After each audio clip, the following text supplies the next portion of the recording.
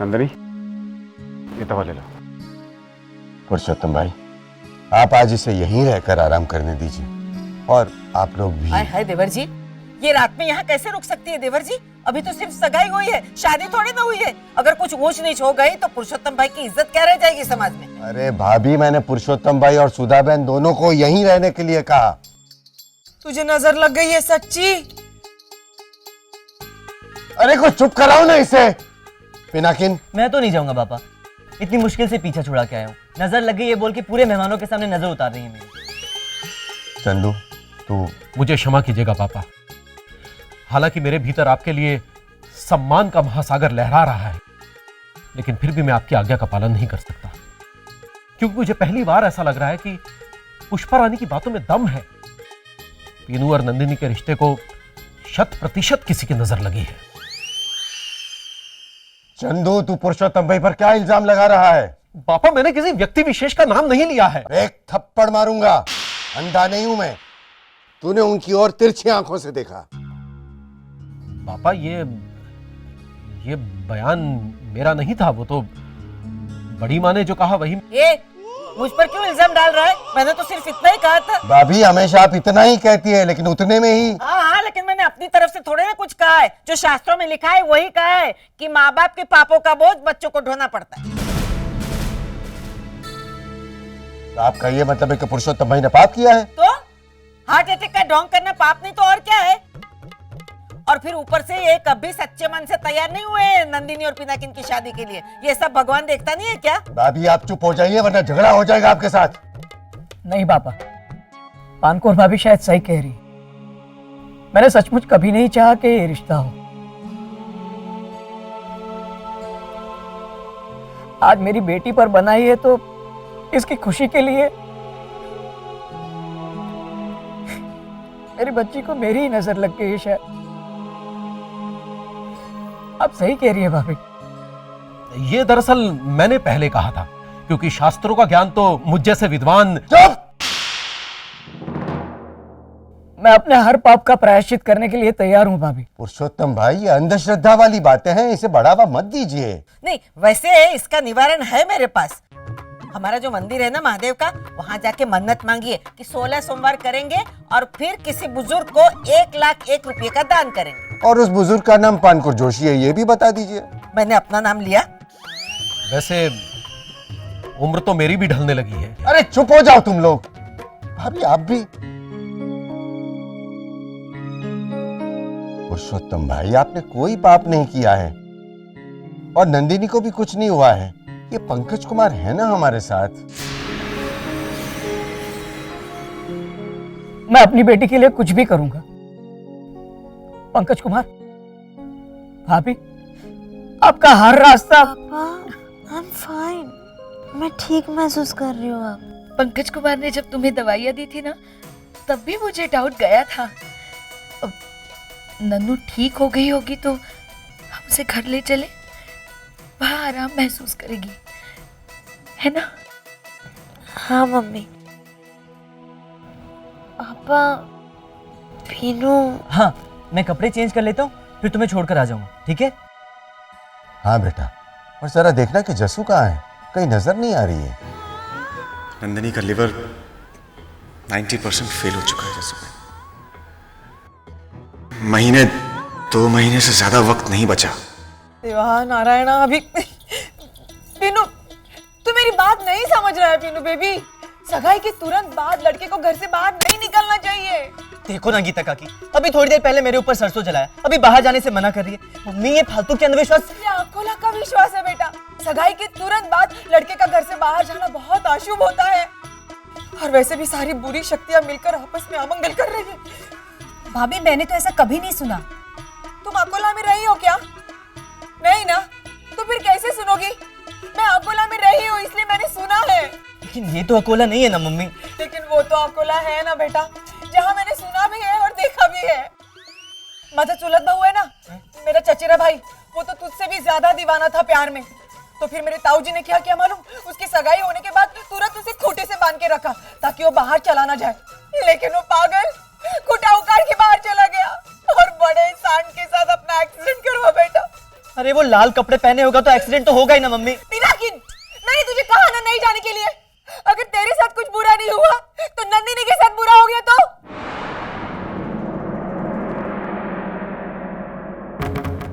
वो भी तो अपनी बेटी है, मुझे उसकी भी तो फिक्र है। जस्सुबेन समझाइए ना मम्मी को।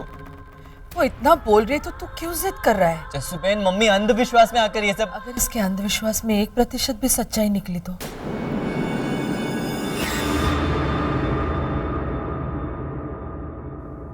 आप भी मानने लगी ये सब? मैं अंधविश्वास में नहीं मान रही हूँ बेटा, सिर्फ पुष्पा की इच्छा को मान दे रही हूँ।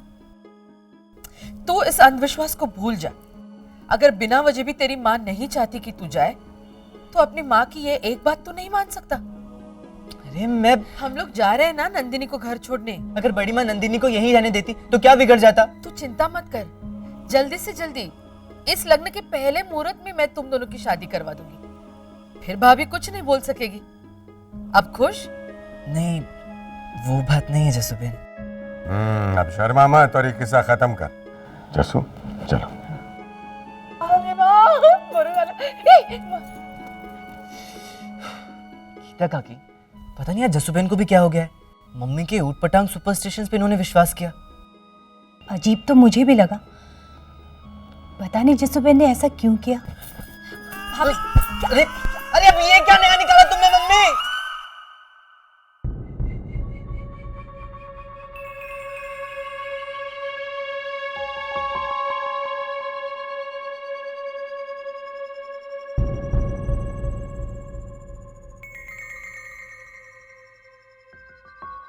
जाने वाले को देखते रहने से वो रुक थोड़े ही ना जाएगा।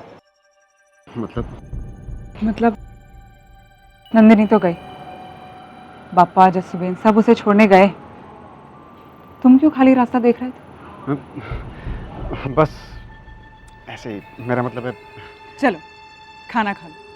मुझे पता है सारा दिन तुमने हॉस्पिटल में कुछ नहीं खाया होगा। वैसे ना खाने से प्रॉब्लम सॉल्व नहीं होती, तुम डॉक्टर लोग यही एडवाइस करते हो ना।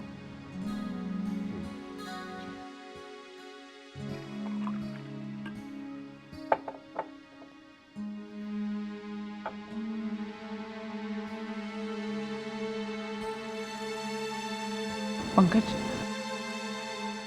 सब ठीक है ना? हाँ हाँ, सब बहुत अच्छा है। तुम जानते हो मैं खाने की बात नहीं कर रही हूँ। चिकना, वो मैं समझ गई, तुम खाना खाओ। मेरे ही बच्चों के एंगेजमेंट में ये सब होना था। जिसका पति नहीं उसकी चलती नहीं। मेरे विचार से सगाई के दौरान जो मंत्रोच्चारण हुआ वो सही ढंग से नहीं हुआ, इसलिए इतनी बाधाएं उत्पन्न हो रही हैं। अरे मैंने जो अपना मंत्र पंडित जी को लिखकर दिया था वो। अरे ये सब उस नंदिनी की वजह से हुआ है। अब तो साबित हो गया कि वो मेरे चिराग की होने वाली बहू रोशनी के मुकाबले एकदम बेकार है। इसमें बेचारी नंदिनी का क्या दोष है बड़ी सासू माँ? अरे सुना नहीं तूने उसका बाप क्या बोला कि नंदिनी खाती पीती नहीं है इसलिए बेहोश हो गई। मेरे चिराग को देखा, नंदिनी जब बेहोश हुई तो सारी दुनिया उसके पास जमा हो गई थी, लेकिन मेरा चिराग खुद तो खा ही रहा था, साथ में रोशनी को भी खिला रहा था। अरे देखना, शादी का दिन आते आते तो डबल फॉरेनर दिखने लगेगा वो। ये सब उसकी न खाने की वजह से नहीं हुआ है बड़ी सासू माँ, अब तो साबित हो गया। ठीक कहा था अकोला बाबा ने। कौन बाबा? अकोला बाबा। परसों मैं जब मार्केट गई थी ना तब उनसे मिली थी। मैंने जब उन्हें देखकर भक्ति भाव से उन्हें प्रणाम किया ना, तब झट से उन्होंने मेरा चेहरा पढ़ लिया और बोले, बेटी तुम्हारे घर में एक काली शक्ति वास कर रही है जो एक एक करके सबका विनाश कर देगी। वो तेरे ही बारे में बोला होगा, काली शक्ति। तू निकल जा इस घर से बाहर, साथ में इसको भी लेके जा। हंसना मारी क्यों ना का बड़ी सासू माँ? मैं अभी जाके अकोला बाबा को फोन करके आती हूँ। क्या पुष्पा रानी, ये सब अंधश्रद्धा है। पुष्पा भाभी, घर में कोई तांत्रिक वांत्रिक आ गया ना तो जस्सुबेन बहुत नाराज होंगी। हाँ भाई, तो मैं लेकिन घर में भजन कीर्तन तो कर सकते हैं ना गीता? मैंने सुना है भजन कीर्तन की आवाज से काली शक्ति दूर भाग जाती है। हाँ, ये अच्छा सुझाव है। मैंने भी कुछ कविताएं सोच रखी हैं, मैं लिख कर देता हूँ। फिर तो वो सारी बुरी शक्तियां जो अब तक नहीं आई थी ना, सब आ जाएंगी ऐसे ही सडनली। देखिए बड़ी माँ, आप तू चुप रहे। बड़ी माँ, बड़ी माँ, आप माननीय प्रोफेसर। माननीय नहीं, चुप रहे। दोनों आपस में मत झगड़िए ना। अभी आप कब भजन कीर्तन लिख के देंगे, वो कब सुर मिलाएंगे बताइए। अरे मैं कल परसों की बात नहीं कर रही हूँ, मैं आज की बात कर रही हूँ, अभी की। भजन कीर्तन अभी होना चाहिए घर में। भाभी रात के 10:30 बजे हैं और इस वक्त घर। हाँ गीता, बुरी शक्तियों को ज्यादा देर शरण नहीं देना चाहिए घर में। लेकिन इस वक्त भजन कीर्तन वाले आएंगे। मैं उनके सामने जाके हाथ जोड़ के बुला के लेके आऊंगी उनको, और अगर नहीं माने ना तो धर्मेश भाई को भेज दूंगी। ये कीर्तन करवा के रहेगी। अब भाभी की बात पे मत जाइए पुरुषोत्तम भाई। हाँ, आप तो जानते ही हैं कि मैं उनकी बातों पे नहीं जा रहा हूँ पापा, लेकिन अगर मेरे किए की सजा मेरी बेटी को मिल रही है तो अपनी बेटी के लिए मैं इसका प्रायश्चित करने के लिए भी तैयार हूँ। पापा देखो कितनी फ्रेश लग रही है। इसे देखकर कोई कहेगा कि इसे कुछ हुआ था। लेकिन हुआ तो है ना जसुबेन, मेरी वजह से। चुप, तेरी वजह से कुछ नहीं हुआ है। जा चुपचाप अंदर जाके सो जा, अपने शादी के बारे में सोचती हुई। हाँ, और पिनाकिन को भी हमने यही कहा है, अब तुम दोनों की शादी और जल्दी, सबसे पहला मुहूर्त जो निकलेगा ना उसी में करवाएंगे। तो सो जा बेटा, और अगर ठीक ना लगे तो यहाँ सोफे पर आकर सो जाना। मैं बैठा हूँ यहाँ थोड़ी देर।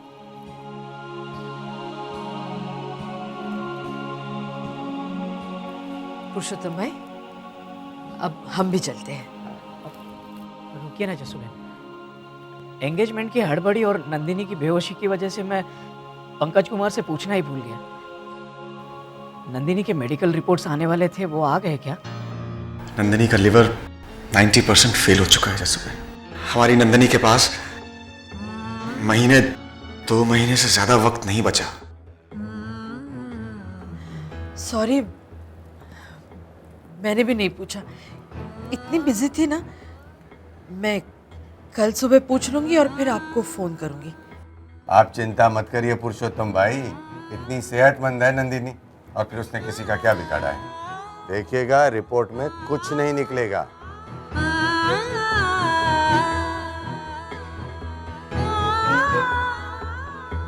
थैंक यू पापा,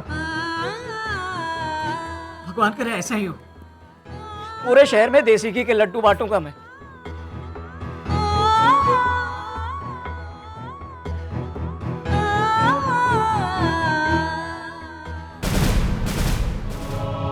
नंदिनी का लिवर 90% फेल हो चुका है जसुबेन। हमारी नंदिनी के पास 2 महीने से ज्यादा वक्त नहीं बचा। कितने गड्ढे थे पुरुषोत्तम भाई के घर के आगे, गाड़ी कितनी दूर पार्क करनी पड़ती है। चलो एक बार रास्ता ठीक हो जाएगा तो सब कुछ ठीक हो जाएगा, है ना?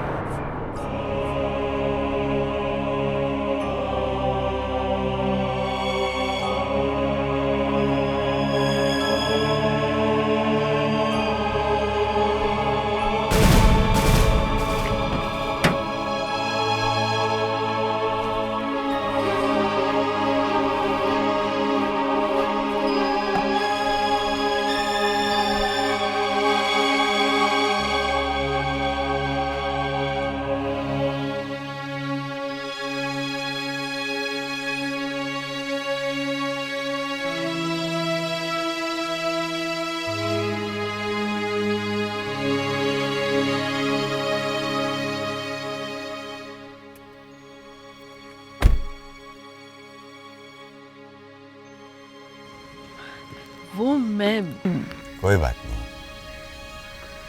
कहाँ चले? घर और कहाँ? ठीक है।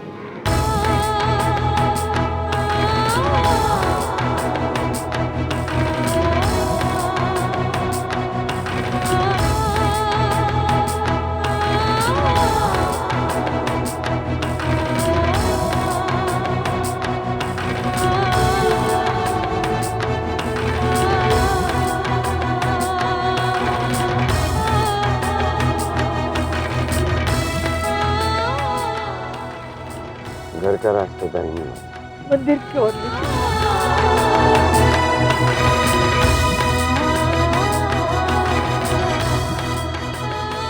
भजन मन लगाकर करना, कान खोलकर सुन लो तुम लोग। और मैं तुम सबको यहाँ पर पुष्पा भाभी की बात पर भरोसा करके लाया हूँ। बुलाया किडनैप करके लाया। घर पर सो के टाइम पास कर देते, इससे अच्छा है भगवान की भक्ति करोगे और ऊपर से दक्षिणा भी मिलेगी। मगर धर्मेश भाई ये भजन कुछ समझ में नहीं आ रहा, हम कैसे गाएंगे? जय जय ए भूतों के भगदूत जट्टाधारी। अरे ये भजन नहीं गाना। ये क्या लिख के दिया है पापा ने? तुम सब लोग अपना भजन गाओगे और तुम्हारे भजन कीर्तन के बाद वो क्या होता है, वो व्याधि समाधि, वो जो भी कुछ होता है ना, वो सब कुछ भाग जाना चाहिए घर से। अगर एक भी व्याधि बची ना तो याद रखना तुम सब लोग। धीरे बोलिए ना, ये लोग डर रहे हैं। लेकिन मैं तो समझा रहा था। देखिए, मैं आप सबसे रिक्वेस्ट करता हूँ, कीर्तन करके सब कुछ ठीक कर दो प्लीज। मम्मी तुम जाके तैयारी करो ना। हाँ, मैं आती हूँ। हाँ? आप इधर आइए। आप रोने क्यों लगे काका? हमेशा तेरे साथ ही बुरा क्यों होता है पीनू? अरे बुरा कहाँ हुआ काका? नंदिनी तो बिल्कुल ठीक हो गई है घर जाके। उसका फोन भी आया था और पता है अब तो इस लगन की पहली मुहूर्त में ही हमारी शादी हो जाएगी। ये तो अच्छा हुआ ना? हाँ आप लोग शुरू करो। अरे नहीं, आप लोग अभी मत शुरू कीजिए। मैं पहले दुग्धाभिषेक करती हूँ, उसके बाद में शुभ मुहूर्त पे आप लोग भजन और कीर्तन शुरू करना। हाँ, आप लोग तैयार है ना? मैं दूध लेके आती हूँ। हाँ?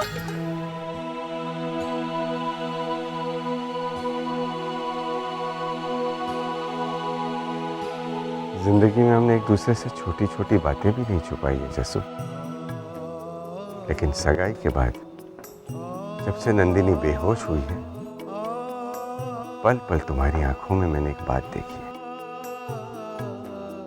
जो तुम महादेव को तो बताने के लिए तैयार हो, लेकिन शायद अभी मुझे बताने के लिए तैयार नहीं हो।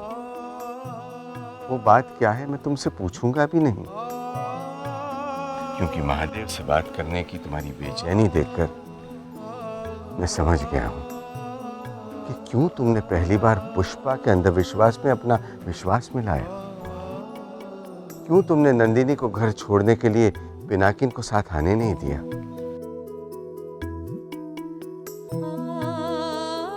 मैंने तुम्हारी आंखों में महादेव के लिए शिकायत देखी है जसू। आज तक तुम भगवान को अपनी भक्ति अर्पित करती आई हो और वो स्वीकार करते भी आए हैं, तो तुम्हें हक है कि अपनी शिकायत भी उन्हें अर्पित करो, क्योंकि सब कहते हैं और मैं जानता हूं कि महादेव तुम्हारी हमेशा सुनते हैं। वो पहले महादेव को मैं इंतजार करूंगा।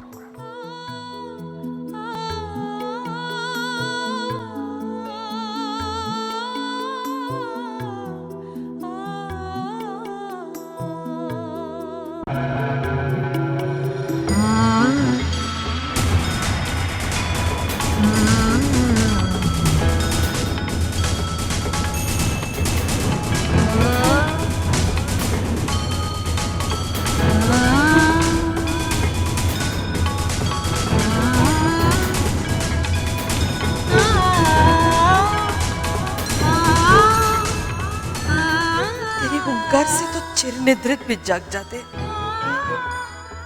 लेकिन आज मैं तुम्हें जगाने आई हूं। महादेव जाग।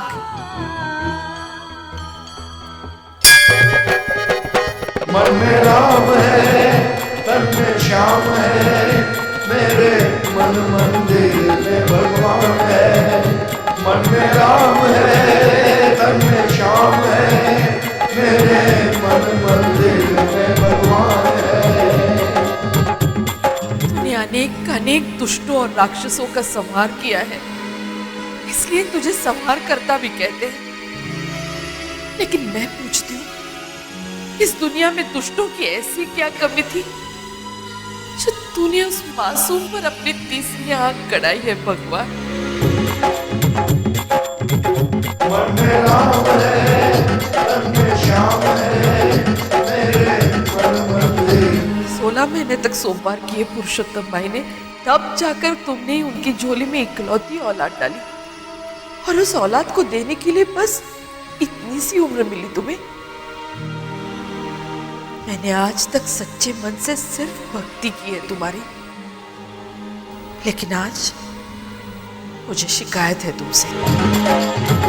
मन में राम है, तन में श्याम है, मेरे मन मंदिर में भगवान। हाँ, मैं नाराज हूं तुमसे। वो नन्ही सी जान जो खुशियों की दहलीज पर कदम रखने जा रही है, जिसने जिंदगी को जीना शुरू भी नहीं किया अब तक, उसकी जिंदगी छीन लेना चाहते हो तुम? मन में राम है, तन में श्याम है, मेरे मन मंदिर में भगवान है। मन में राम है, तन में श्याम। सिर्फ खामोशी से शिकायत सुनोगे, उसका जवाब नहीं दोगे।